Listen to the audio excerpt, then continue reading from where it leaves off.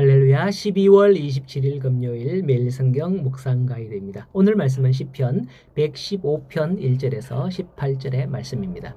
오늘 시편 115편도 저자가 누구인지 알 수 없는 시입니다. 그러나 어제 시편 114편은 바벨론 포로에서 돌아오는 시기였다면 오늘 시는 내용으로 미루어 짐작할 때 남유다가 아수르 왕 사네립의 침공으로부터 구원받은 그때를 배경으로 한 히스기야의 시대가 아니었겠는가라고 추정하고 있습니다.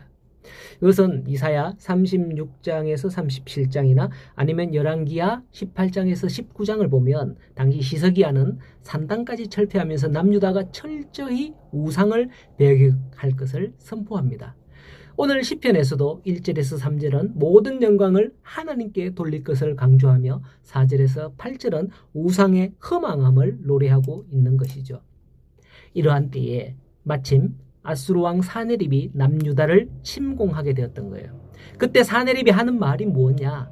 이사야 37장 7절에 보면 혹시 네가 내게 이르기를 우리는 우리 하나님 여호와를 신뢰하노라 하리라마는 그는 그의 산당과 제단을 히스기야가 제하여 버리고 유다와 예루살렘에 명령하기를 너희는 이제 이 제단 앞에서만 예배하라 하던 그 신이 아니냐 했던 거예요.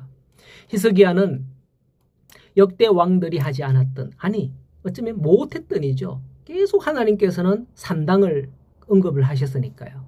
역대 왕들이 하지 않았던 그 산당을 철폐하면서 율법에 따라 이스라엘 백성이 오직 예루살렘에서만 예배할 것을 지시하였던 겁니다.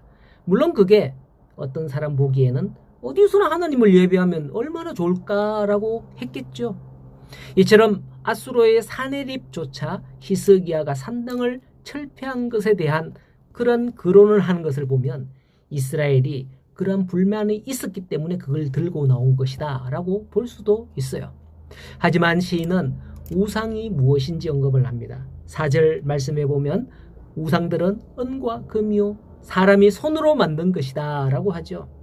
우상은 은과 금으로 만들었기에 그 귀한 재료 때문에 더 소중히 여기는 게 아닌가 생각되기도 합니다. 역사의 유물을 보면 큰 우상들이 또 있었어요. 그거는 대부분 신전 앞이나 이런 데에 세워진 것이고 대부분 사람들은 손바닥 안에 들어가는 아주 작은 우상들을 만들어서 가정마다 지니고 있었다고 합니다. 사사기 시대에 보면 마지막 미가의 집에서 섬기던 레위인도 단 지파가 그 레위인에게 말하길 네가 한 가족의 제사장이 되는 게 좋냐 아니면 우리 한 지파의 제사장이 되는 게 좋냐라고 했을 때 그 레위인은 미가의 집에서 섬기던 우상을 딸랑 손에 들고 단 지파를 따라갔는데 그때 우상도 작은 것임에 확실하고요. 또한 지금도 고고학적으로 발굴된 그런 유물들을 보면 바알과 아세라, 몰렉 이런 신상들을 보면 참 작은 것들이 많아요. 왜? 가정가정마다 있었으니까 고고학적으로 집집이 막 발굴이 되는데 한 20cm 내외의 아주 작은 것. 생긴 것도 참 못생겼더라고요. 보니까 저기 몰락인가? 물론 재료는 은과 금이니까 얼마나 비싸겠어요. 그죠? 아무리 작아도 말이죠. 요즘 금한 돈이 얼마인지 아시잖아요. 어쨌든 사네립이 이 같은 산당 철폐, 우상 철폐를 시행하며 오직 여호와만 섬기라 했던 히스기야의 정책을 비난했던 거예요.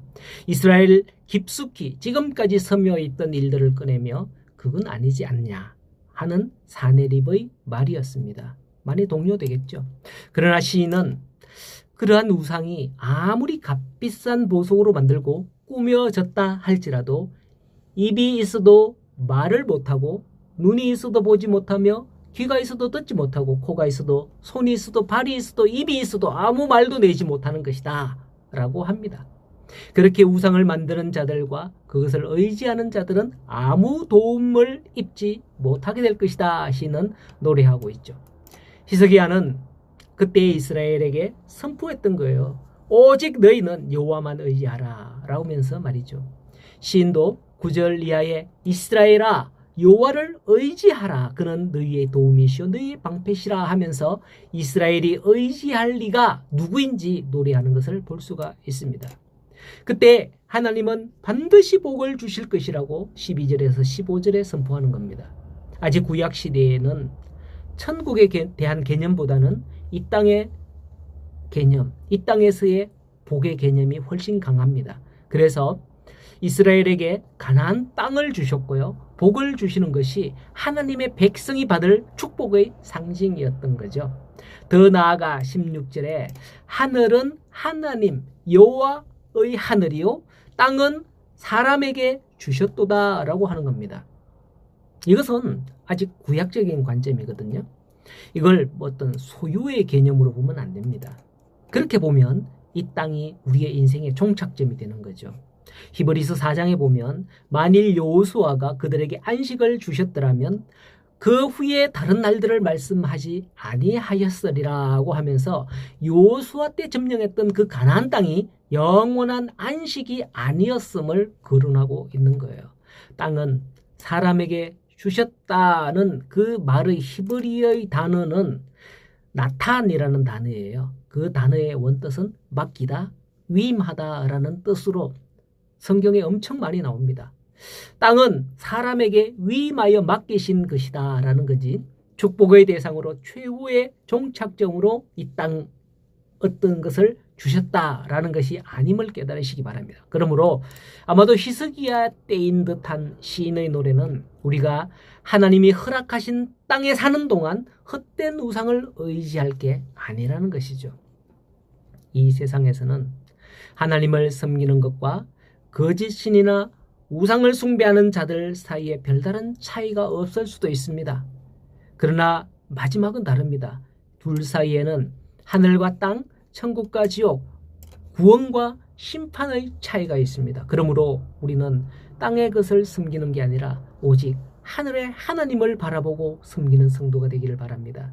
하나님은 아무도 본 자가 없지만 우리를 위하여 자신을 친히 드러내셨잖아요. 독생하신 예수 그리스도를 통해서 우리에게 나타나셨고 그분의 말씀을 통하여서 우리에게 모든 걸 가르쳐 주셨습니다.